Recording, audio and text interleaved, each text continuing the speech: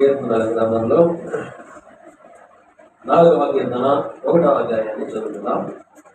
4వ కీర్తన 1వ అధ్యాయంలో నా నీతికి ఆధారమగు దేవా, నేను మొరపెట్టినప్పుడు నాకు ఉత్తరం హల్లెలూయా. ఇక్కడ కీర్తనకారుడి ద్వారా పరిశుద్ధాత్మ దేవుడు రాయించినటువంటి మాటలు అందరు పలకండి. నా నీతికి ఆధారముకు దేవా, నేను మొరపెట్టినప్పుడు నాకు ఉత్తరమేమో. ప్రభు నామని మహిమ కలుగుగాక. ఇక్కడ ఈ యొక్క కీర్తనకారుడు మాట్లాడుతున్నాడు. నా నీతికి ఆధారముకు దేవా, నా నీతికి ఆధారముకు దేవా, నేను మొరపెట్టినప్పుడు నాకు ఉత్తరమేమో, సహాయము చేయము ప్రభువా అని ప్రార్థన చేస్తున్నాడు. ఎందుకని అలా చేస్తున్నాడు గమనించండి.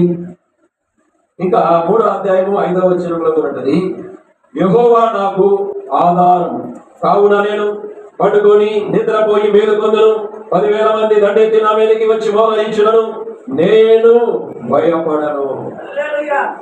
ఇక్కడ అంటూ ఉన్నాడు, మొదటిగా నా నీతికి ఆధారముకు దేవా, నా నీతికి ఆధారముకు దేవా, నేను మొరపెట్టగా నాకు సహాయం చేయమని అడుగుచూ ఉన్నాడు. నా నీతికి ఆధారముకు దేవా అంటే దావీదు నీతిగా జీవిస్తూ ఉన్నాడు. దావీదు దేవుణ్ణి ఎరిగిన వాడు, దేవుణ్ణి నమ్ముకున్నటువంటి వాడు, దేవుని ఆజ్ఞలు కట్టడలన్నీ అనుసరించుచూ ఉన్నటువంటి వాడు.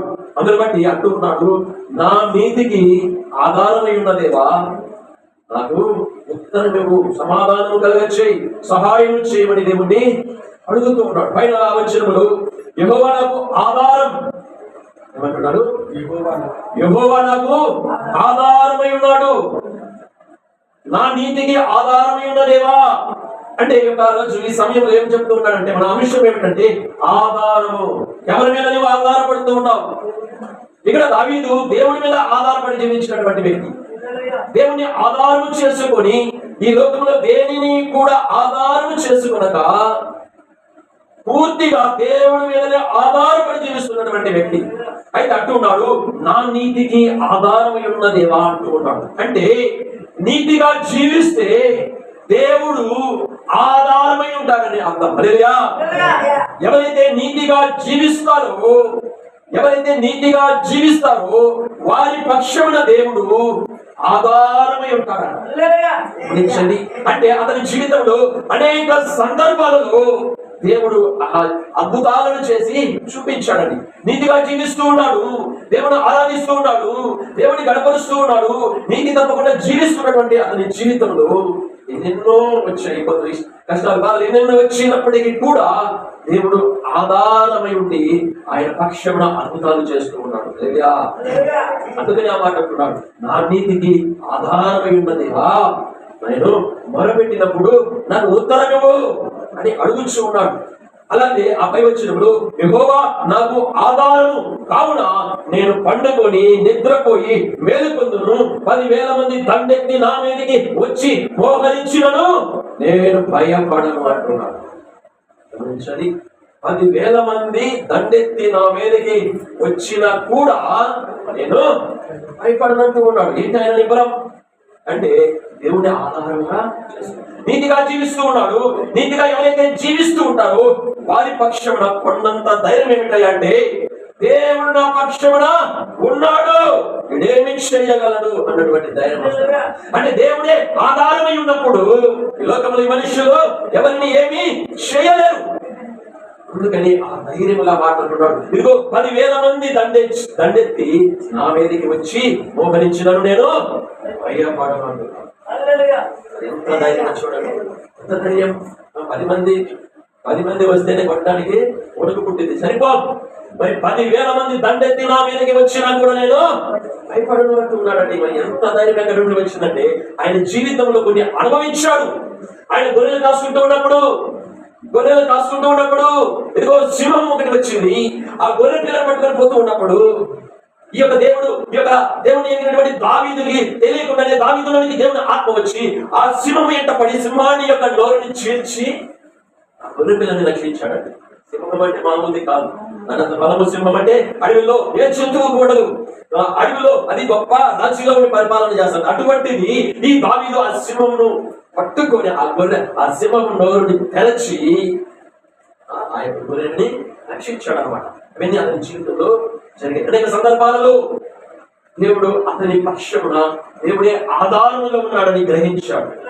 నా పక్షమున దేవుడు ఉన్నాడు అని గ్రహించి జీవిస్తున్నటువంటి వ్యక్తి. అందుకని ఈ మాటలు అంటూ ఉన్నాడు. 10,000 మంది దండెత్తి నా వేదికి వచ్చినా కూడా నేను భయపడను, యెహోవా నాకు ఆధారమై ఉన్నాడు. గమనించుదా అంటూ ఉన్నాడు, నా నీతికి ఆధారము దేవా. అంటే ఎవరైతే నీతిగా జీవిస్తారో వారి పక్షమైన దేవుడు ఆధారమై ఉంటాడు. నీతిని తప్పితే ఆయన కూడా వదిలేస్తాడని గమనించాడు. భక్తులు ఇతనికి జ్ఞాపకం చేస్తాను. నేను దేవుని నమ్ముకున్నటువంటి భక్తులు ఇతన్ని ఒకసారి నేను జ్ఞాపకం చేస్తాను. ఒకటి సాంసోన్. మనోహ అన్నటువంటి ఒక వ్యక్తి జీవితంలో చాలా సంవత్సరాలకి మనకి పిల్లలు లేరు. చాలా సంవత్సరాలు గడిచిపోయాయి, పిల్లలు లేరు. అయితే వారు వృద్ధాప్యానికి వచ్చారు. పెద్ద వయసు వచ్చేసింది ఇద్దరికి. మనోహ నాన్న పేరు, సాంసోన్ యొక్క నాన్న పేరు. అయితే వాళ్ళ తల్లి గారి దగ్గరికి దేవదూత వచ్చి, అమ్మా ఇదిగో నీకు కుమారుని ఇవ్వబోతూ ఉన్నాను, అతనికి సాంసోన్ అని పేరు పెట్టు, అతనిని అభిషేకించు, అతనికి చుట్టూ కత్తిరించవద్దు, ఇదిగో నేను వాడుకోబోతున్నాను, ఇశ్రాయేలు ప్రజల పక్షమును నిలబెట్టి ఫిలిష్తీయుల మీద జయాన్ని ఇస్తాను, వాడుకుంటానని చెప్పినప్పుడు సరేనని ఆమె కూడా వెళ్ళి వాళ్ళ భర్త గారికి చెప్పింది. ఆయన కూడా నమ్ముతాడు. గాయముగా పుట్టినటువంటి వాడు సాంసోన్. ఈ యొక్క సాంసోన్ యొక్క జీవితంలో దేవుడు అతనికి తోడుగా ఉండి సాంసోన్ యొక్క జీవితంలో ఎన్నెన్ని అద్భుతాలు, ఎన్నెన్ని ఆశ్చర్య కార్యాలు, ఎన్నెన్ని బలమైన కార్యాలు ఎందుకు చేస్తూ ఉన్నాడంటే, ఇదిగో దేవుడే ఆధారమై ఉన్నాడు కనుక, ఆయన నీతిగా జీవిస్తూ ఉన్నాడు కనుక అతని పక్షమున దేవుడే ఆధారమై సాంసోనికి తోడుగా ఉండి అనేక సందర్భాలలో బలమైన కార్యములు చూశాడు. అయితే కొన్ని విషయాల్లో ఏం చేశాడంటే, ఏదే ప్రాంతానికి వెళ్ళాడు, అన్ని రాజ్యానికి ఆ ప్రాంతానికి వెళ్ళి అక్కడ ఒక స్త్రీని చూసి, ఆ స్త్రీ నాకు కావాలని తిరిగి వచ్చి వాళ్ళ అమ్మలతో నాన్నలతో, ఫలానా దేశంలో నేను ఒక స్త్రీని చూశాను, ఆ స్త్రీని నాకు మాట్లాడి నేను వివాహం చేసుకుంటానని మొండిగా అన్నారు. అరే వద్దురాయన, వాళ్ళు దేవుని ఎరగని వారు, ఫిలిష్తీయులు, వాళ్ళు సున్నతి లేని వారు, మనకు తగదంటే లేదు, నాకు అమ్మాయి ఇచ్చి చేస్తారా లేదా అని వాళ్ళ తల్లిదండ్రులతో గట్టిగా పడ్డాడు. సరే ఏదేమైనా అని వీళ్ళు లోబడి సరేనాయన అని ఒప్పుకున్నారు. ఒప్పుకున్న తర్వాత మొత్తానికి మ్యారేజ్ అయింది. 2 రోజులు గడిచిపోయాయి. ఆ విధముగా ఇక గొడవలు మొదలైనవి, భార్య భర్తల మధ్యలో గొడవలు మొదలైనవి. అట్లా చాలా ఇబ్బందులు వచ్చేసాయి సాంసోన్ యొక్క జీవితం. మొదటిగా తల్లిదండ్రుల మాట వినకపోవటం వల్ల ఇక ఆ యొక్క ఫిలిష్తీ యొక్క దేశంలో ఎన్నెన్నో ఇక దేవుడికి వ్యతిరేకమైన కార్యములు చేశాడు. దేవుడు గుణమైపోయాడండి. హల్లెలూయా. అయితే చివరికి ఆయన జీవితం ఏమైందయ్యా అంటే, ఇక భార్య అయిపోయింది. వాళ్ళ అత్త మామలందరూ చనిపోయారు, చంపేశాడు అప్పుడు వల్లే. ఇక అతను ఇంకొక ప్రాంతానికి వెళ్ళి ఏష్యా దగ్గరికి వెళ్ళాడు. వీళ్ళు అంటే దేవుడికి వ్యతిరేకమైన కార్యములు ఎన్ని అలా ఏష్యా మైకంలో పడిపోయి అతనిలో ఉన్న శక్తి అంతా కూడా తెలియవచ్చి ఆ శత్రువుకి దొరికిపోయాడు. మన చివరికి దొరికిపోయిన తర్వాత అతన్ని తీసుకువెళ్ళి తిరగలి విసిరేదానికి కట్టి అతనికి 2 కళ్ళని పొడి చేశారు శత్రువుడు. చూడండి ఎటువంటి ఘోరమైన స్థాయికి వెళ్ళిపోయాడు. ఎందుకు ఇలా జరుగుతూ ఉన్నాయి? ఒకప్పుడైతే ఇదిగో అతను నీతిమంతుడే. ఆ నీతిమంతుడికి దేవుడే ఆధారమై ఉన్నాడు. ఎప్పుడైతే నీతి తప్పి జీవించాడు, అతని మీదకి చాలా దేవుడు గడమైపోయాడు. చాలా కష్టాలు వచ్చాయి, బాధలు వచ్చాయి, ఇబ్బందులు వచ్చాయి, 2 కళ్ళు పొడవబడ్డాయి. అయితే శత్రువు సంతోషిస్తూ ఉన్నాడు. హల్లెలూయా. చూద్దాం న్యాయాధిపతుల గ్రంథం. అయితే ఇక ఏ ఆధారం లేకుండా పోయినది, ఆయన ఆధారాన్ని కోల్పోయాడు. ఎప్పుడైతే మానవుడు నీతిని కోల్పోతాడో దేవుడు వాడిని విడిచిపెడతాడు. అయితే ఈ యొక్క న్యాయాధిపతుల గ్రంథం 16వ అధ్యాయం 26వ వచనంలో చూసినట్లయితే, సాంసోను తన చేతిని పట్టుకుని పట్టుతో ఇట్లా, నేను ఈ గుడికి ఆధారముగా ఉన్న స్తంభములను నన్ను తడవనిచ్చి విడువు, నేను వాటి మీద ఆనుకొందును అంటూ ఉన్నాను. అంటే ఒక 10 గృహములు వేశారు, తిరగలిస్తూ ఉన్నారు, 2 కళ్ళు పొడవబడ్డాయి. ఆ తర్వాత ఆ దేశంలో ఉన్నటువంటి ఈ శత్రువులంతా ఏం చేశారంటే, ఆ ఊర్లో ఆ ప్రాంతంలో ఉన్నటువంటి గుడిలో అతనిని బలి ఇవ్వాలని నిర్ణయం చేసుకున్నారు. ఆ గుడిలోకి ఒక బండి వచ్చి తీసుకుని వెళ్తూ ఉంటే ఇక అదన్నీ గ్రహించి 2 కళ్ళు పొడి చేశారు. ఇక దేవుడు కూడా నాకు లేడు, ఎడమైపోయాడు అనుకొని బాధపడుతూ ఉంటే తీసుకుని వెళ్తున్నాడు. ఆ గుడిలోకి తీసుకువెళ్తూ ఉండగా ఆ యొక్క గుడిలోనికి వెళ్ళిన తర్వాత ఆలోచన వచ్చి అన్నాడు, ఆ పక్కన ఉన్నటువంటి తీసుకువెళ్తున్నటువంటి బండుతో అన్నాడు, ఏమంటాడండి, సంసోను తన చేతిని పట్టుకొని నా పట్టుతో ఇట్లా నేను ఈ గుడికి ఆధారముగా ఉన్న స్తంభములను నన్ను తడవనిచ్చి విడుగు, నేను వాటి మీద ఆనుకుంటున్నాను అనుకున్నాడు. ఏ ఆధారం లేదు అతనికి అనుకున్నాడు. ఆ పెద్ద గుడేది, ఆ గుడిలో కొన్ని వేల మంది వచ్చి ఉన్నారు, వాళ్ళేమో పండగ చేసుకుంటున్నారు. ఇదిగో మన శత్రువు దొరికాడని. ఎందుకంటే అన్ని విధాలుగా నష్టపరిచాడు అక్కడ ఆ ప్రాంతంలో. అయితే ఇక ఏం అర్థం కావట్లేదు సంసోనుకి. దేవుడు నాకు ఆధారం ఉన్న దేవుడు లేడు అని చాలా బాధతో ఉన్నాడు. 2 కళ్ళు కూడా పడ్డాయి. ఇక ఆ గుడికి మొత్తానికి ఆధారమై ఉన్నటువంటి స్తంభాలు 2 ఉన్నాయట. పట్టుదాటున్నాడు. ఆ గుడికి ఆధారమై ఉన్నటువంటి స్తంభాల దగ్గర నిలువ పెట్టుకుని అతన్ని వేడుకున్నాడు. వేడుకున్నప్పుడు ఆ 2 స్తంభాల మధ్యకి తీసుకెళ్ళినప్పుడు ఆ స్తంభాలకి ఆనుకున్నాడు. అంటే ఆధారము ఆ గుడి మొత్తానికి ఆధారమైనటువంటి 2 స్తంభాలు ఉన్నాయి. మరి అంతకు ముందు ఈ సంవత్సరం ఆ గుడిని చూచున్నాడో ఏమో, కానీ ఇప్పుడైతే కళ్ళు లేవు. ఆ ఆధారమైనటువంటి స్తంభాల మధ్యలో నిలబడ్డాడు. అనుకున్నాడు దేవుడు లేడు, ఆధారం లేడు. నీతిగా ఉన్నప్పుడు దేవుడు ఆధారముగా ఉన్నాడు. ఇప్పుడైతే దేవుడు ఎడమైపోయాడు. ఎందుకని? నీతిని విడిచాడు. ఎవరైనా సరే, మనమైనా ఎవరైనా సరే ఇక్కడ వాక్యం చదివించినట్టు, ఇదిగో నా నీతికి ఆధారమైన దేవా నాకు ఉత్తరం ఇవ్వట్టు ఉన్నాడు. అంటే ఎవరైతే నీతిగా జీవించగలుగుతారో వారికి దేవుడే ఆధారమై ఉన్నాడు. ఆ ఆధారం అనేది వెళ్ళిపోయింది సంసోను జీవితంలో. అతను చేసుకున్నటువంటి ఆ యొక్క పనులను బట్టి దేవుడు దూరమైపోయాడు. అయితే ఆ గుడిలో ఉన్నటువంటి స్తంభాలను గ్రహించి మొత్తానికి నేను ఈ గుడిలో ఈ దేవతకి బలి కాకూడదు అనుకున్నాడు. ఏదేమైనా నేను వాళ్ళ చేతిలో నేను చనిపోకూడదు అనుకున్నాడు. ఆ 2 స్తంభముల మధ్యలో నిలువబడి ఒక్కసారి ప్రార్థన చేశాడు. 29 ఆ గుడికి ఆధారముగా ఉన్న 2 మధ్య స్తంభములు, ఒకదానిని కుడి చేతను ఒకదానిని ఎడమ చేతను పట్టుకొని 2 స్తంభాల మధ్యలో నిలబెట్టారు. అవి ఆధారం చేసుకున్నాక నిలబడతానని కొట్టుకొని అలాగే నిలబెట్టేశాడు. ఇక ఆ 2 స్తంభాల మధ్యలో ఉండి ఒక్కసారి దేవుడికి ప్రార్థన చేశాడు. గమనించండి, నా నీతికి ఆధారము దేవా. ఒక్కసారి ప్రార్థన చేశాడు. ఒక్కసారి నన్ను జ్ఞాపకము చేసుకోమన్నాడు. ఆ బలమైన చేతులతో ఆ స్తంభాలను నెట్టేసేశాడు. 2 స్తంభాలను నెట్టేస్తే అక్కడ ఉన్నటువంటి కొన్ని వేల మంది ప్రజలు ఉన్నారు. దేవుడి యొక్క బిడ్డ యొక్క శత్రువు అనమాట వాళ్ళందరూ. ఎప్పుడైతే ఒక్కసారి జ్ఞాపకం చేసుకోవాలి, నేను ఇలా చేతిలో చనిపోకూడదు, నాకై నేనే చనిపోవాలి, ఇక అనేక శత్రువులు చనిపోవాలని చివరిగా ఒక్కసారి ప్రార్థన చేశాడు.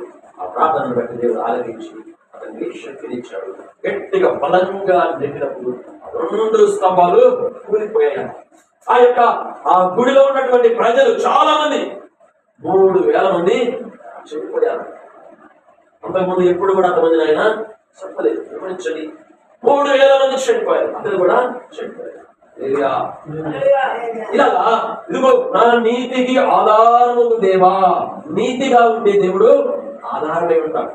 సంసోనుకి ఒకప్పుడు ఎప్పుడు ఆధారంగా ఉన్నాడు, కానీ అతను చేసినటువంటి పనులను బట్టి దేవుడు దూరమైపోయాడు. అలాగే అబ్రహాము లోతు గురించి మనకు తెలుసు. అబ్రహాము లోతు యొక్క జీవితాలలో కూడా అబ్రహాము పనివారికి లోతు పనివారికి గొడవలతో ఉన్నాయి. గేదెలు కాసుకునే కాడ, ఆ యొక్క పశువులు కాసుకునే కాడ గొడవలతో ఉంటే అబ్రహాము ఇదిగో వాళ్ళ యొక్క బాబాయ్ కుమారుడైనటువంటి తమ్ముడవుతాడు పిలిచి, అయ్యా ఇదిగో మీ పనివారికి మన పనివారికి గొడవలు వస్తూ ఉన్నాయి, అందుకని మనం మంచిగానే విడిపోదాం అని ఇక్కడ నిలబడి ఇదిగో ఈ ఏరియా అంతా ఇటు కావాలంటే ఇటు వెళ్ళు, ఇటు కావాలంటే ఇటు వెళ్ళు అంటే అంతగా దేవుడు అబ్రహాముని దీవించాడు. కంటి చూపు మీద పొలమంతా అతనిదే. నిలబడి ఇదిగో ఇటు సొదొమ గొమొర్రా పట్టణం ఉన్నది, బహుగా దీవించబడ్డారు, పచ్చగా ఉన్నది, నువ్వు ఇటు వెళ్తానంటే ఇటు వెళ్ళు, ఇదంతా నీదే తీసుకో, లేదు ఇటు వెళ్తానంటే ఇటు వెళ్ళు అని అబ్రహాము మంచిగానే తమ్ముడైనటువంటి లోతును పిలిచి అడిగినప్పుడు లోతు బాధ చూశాడు. అటు ఇటు చూశాడు, బాధ చూడగాని ఇటు చూసినవన్నీ కొండలు గుట్టలు, మంచి పొలం కాదు. ఇటు చూస్తేనేమో సొదొమ గొమొర్రా పట్టణము, పెద్ద పట్టణము, మహాపట్టణము, ఆశీర్వదించబడినది, మంచిగా పచ్చగా పైన మంచి సంపన్నమైన భూమి. ఏది కోరుకుంటారమ్మా? మంచిగా కనబడేదే కోరుకుంటాడు. మొత్తాన్ని కోరుకున్నాడు. నేను వెళ్తాను, సరేనాయన వెళ్ళిపోన్నాడు. వెళ్ళాడు. సంవత్సరాలు గడిచిపోతా ఉన్నాయి. అయితే దేవుడు తోడుగా ఉన్నాడు. నీతిమంతుడే, లోతు కూడా నీతిమంతుడే, యథార్థవంతుడే. అతని కుటుంబం అంతా జాగ్రత్తగా ఇదిగో అయితే సొదొమ గొమొర్రా పట్టణం అనే 2 పట్టణాలు. ఆ పట్టణస్తులు ఎటువంటి వారంటే బాగా సమృద్ధానికి పొందనుకోండి ఏమైపోతారు, పాడైపోతారు జనాలు. దేవుడు ఆ పట్టణాలు అలాగే దీవించాడు. అయితే ఆ పట్టణాల్లో ఉన్నటువంటి ప్రజలంతా ఏమయ్యారంటే భ్రష్టులైపోయారు. భ్రష్టులైపోయి దేవుని భయం లేదు. అయితే ఆ ప్రాంతంలోకి వెళ్ళి కొన్ని సంవత్సరాలు గడిచిపోయినది. అయితే జాగ్రత్తగా జీవిస్తూ ఉన్నాడు, యథార్థంగా జీవిస్తూ ఉన్నాడు. పరిశుద్ధతను కోల్పోలేదు, దేవుని కోల్పోలేదు, నీతిని విడిచిపెట్టలేదు, నీతిని అనుసరించే జీవిస్తూ ఉన్నాడు లోతు. అయితే ఆ పట్టణాల మీదకి దేవుని ఉగ్రత మొదలైంది. దేవుని ఉగ్రత మొదలయ్యి ఇదిగో దేవుడే దేవదూతలుగా మనుషులుగా ఇద్దరు మనుషులుగా భూమి మీదకి వచ్చారు. వచ్చి లోతుని ఎదుర్కొని లోతును రక్షించాలని డైరెక్ట్ గా మనుషులుగానే ఆ ప్రాంతంలోకి వాళ్ళ దేశంలోకి మనుషులుగా దేవుడు వెళ్తూ ఉంటే ఈ లోతు గమనించి అయ్యారా అంటే రండి ఇంటికి తీసుకెళ్ళారు. ఇంటికి రండి భోజనం చేసుకోవాలంటే ఎందుకు లేదా మేము చూడడానికి వచ్చామన్నారు. లేదు రండి ఇంటికి బదిలాడి తీసుకుని వెళ్తూ ఉంటే ఆ సుధమ గమానుల పట్టణంలో ఉన్నటువంటి ప్రజలంతా చిన్నవారు పిల్లవారు పెద్దవాళ్ళు అందరూ కూడా ఈ మనుషులకు చక్కని వారే అని అప్పుడు ఆయన లోతు ఇంటి దగ్గరికి వచ్చారట. లోతు ఇంటికి ఆ ఇద్దరు వ్యక్తులు లోనికి వెళ్ళినప్పుడు లోనికి వెళ్ళి తలుపు వేసుకున్నప్పుడు వచ్చి తలుపు కొట్టి ఇదిగో లోతు ఇంటిలోనికి ఇద్దరు మనుషులు వచ్చారు, వారిని బయటికి పంపించు, వారితో మేము పాపం చేయాలి అని పిలుస్తా ఉన్నారట. చూడండి ఎంత దుర్మార్గమో ఆ దేశంలో, ఎంత దుర్మార్గంగా ఉన్నదో చూడండి. వాళ్ళు దేవులని తెలియదు, వాళ్ళు మనుషుల రూపంలో దేవుళ్ళే మనుషుల రూపంలో ఇదిగో లోతును రక్షించాలని వచ్చారు. ఎందుకు వచ్చారు? ప్రార్థన జీవిస్తూ ఉన్నాడు. సుధమ గమనాల పట్టణము మంచివి కాదు, వాళ్ళందరూ కూడా చెడిపోయి ఉన్నారు. అందుకని ఆ పట్టణం మీదకి దేవుని ఉగ్రత వచ్చింది. దేవుడు ఆ పట్టణాన్ని అగ్నితో కాల్చివేయాలని నిర్ణయించుకొని డైరెక్ట్ గా లోతును రక్షించాలని, లోతుని వాళ్ళ కుటుంబాన్ని బయటికి తీసుకురావాలని దేవుడి మనుషుల రూపంలో ఇంట్లోకి వస్తే మనుషులను చూసి ఇదిగో లోతు బయటికి రా, ఇదిగో ఇంటికి ఇద్దరు వ్యక్తులు వచ్చారు, వారిని బయటికి పంపించి వాళ్ళతో పాపం చేయాలనుకున్నారు. మరి ఎంత దుర్మార్గం ఉంటుందో చూడండి. ఆ పట్టణంలో ఎల్లప్పుడు లోతు బదిలాడుతున్నాడు. అయ్యారా బయటికి బంధువులు వచ్చారు, వాళ్ళని ఏమీ అడగవద్దు, అందుకు అవసరమైతే నాకు కుమార్తెలు ఉండదు, వాళ్ళని పంపిస్తాను, కొంత మీరేమన్నా పాపం చేసుకోండి, కానీ బయటికి వచ్చిన బంధువులు ఇలా చేయకూడదు అని బదిలాడుకుంటే అన్నారు. ఎవరు నువ్వు ఎక్కడి నుండి వచ్చావు, మాటకి ఎదురు చెప్తావా అని మాట్లాడారా. వాటిని ఆ దేవదూతల్లో వచ్చిన దేవుడు చూసి గమనించి ఇక వాళ్ళకి బయట ఉన్నప్పుడు వాళ్ళకి ఏం చేశాడంటే కనుమప్పు కలగజేశాడు. అంటే వాళ్ళ కళ్ళకి ఆ వాక్యని కనపడకుండా దేవుడే మరుగు చేశాడట. హల్లెలూయా. ఇక వాళ్ళు ఆ దారుణంలో ఎక్కడో అర్థం కాక అటు ఇటుగా తనులాడుతూ ఉన్నారు.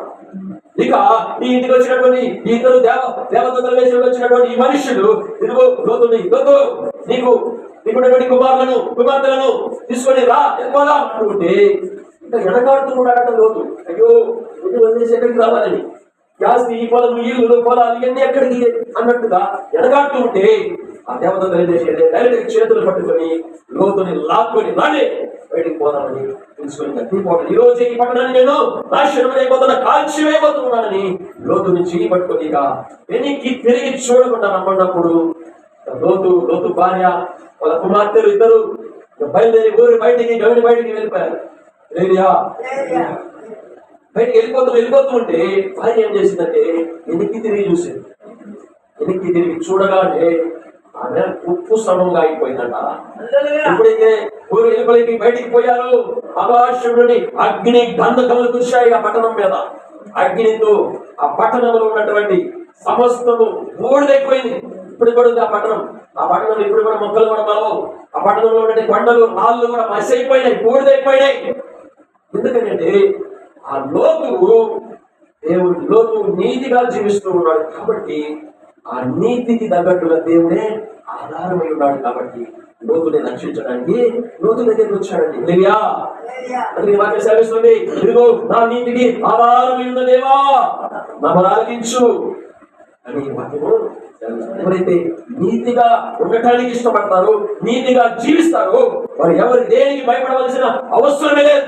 ఎందుకంటే నీతికి తగినట్లుగా ఆయన సృష్టికర్త అయిన దేవుడే ఆధారం.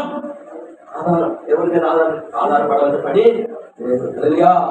హల్లెలూయా.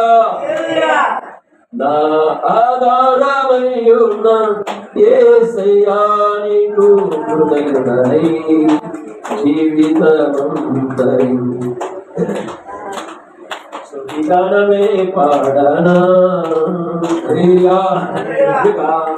ఓసన్నటువంటి భక్తుడు ఈ పాట రాశాడండి. గమనించండి, అతను కూడా పూర్తిగా దేవుడి మీదే ఆధారపడ్డాడు.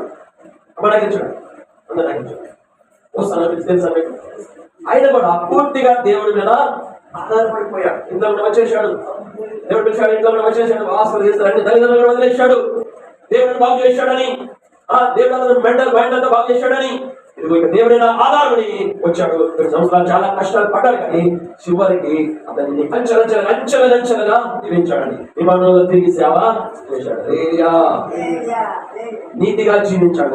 నీతిగా జీవించాడు కాబట్టి అతని నీతిని బట్టి అతనికి ఆధారమైన దేవుడు అద్భుతాలు కార్యములు జీవించాడు. అంతే అంటుంది వాక్యము, యెహోవా నాకు ఆధారము, యెహోవా నాకు ఆధారము. నీకు నాకు మనందరికీ కూడా దేవుడే ఆధారమై ఉండాలి. మరి వాటిని చూద్దాం.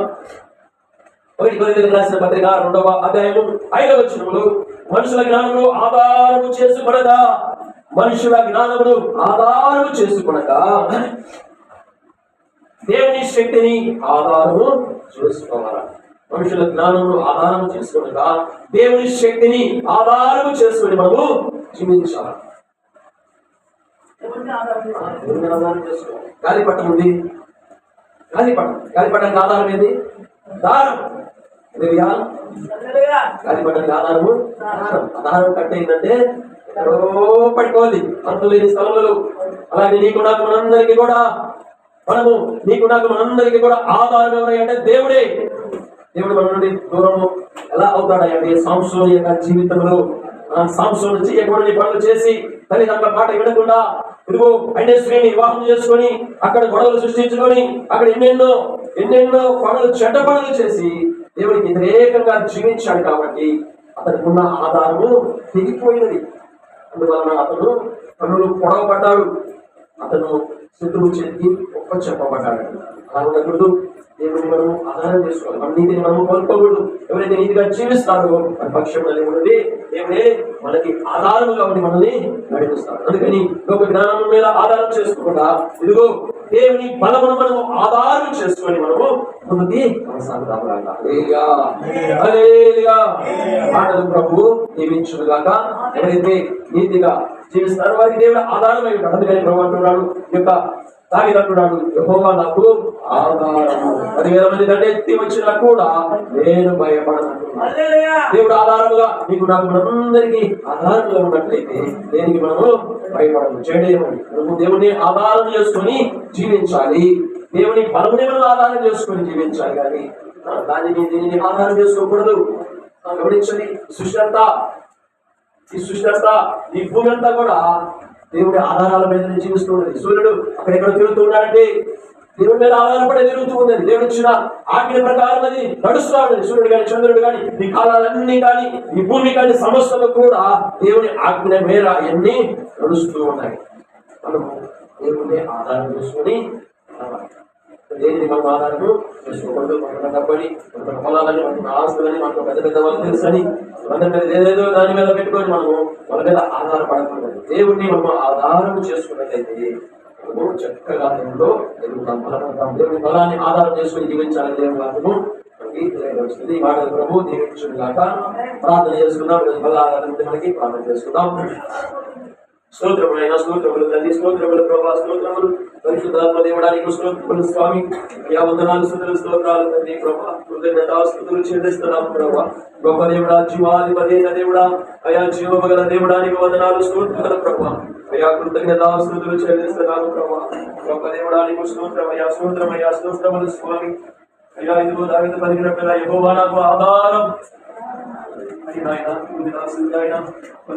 ఆయన అందరికీ నీవే ఆధారమై ఉంటావు. స్తోత్రాలు అయ్యా, కృతజ్ఞత.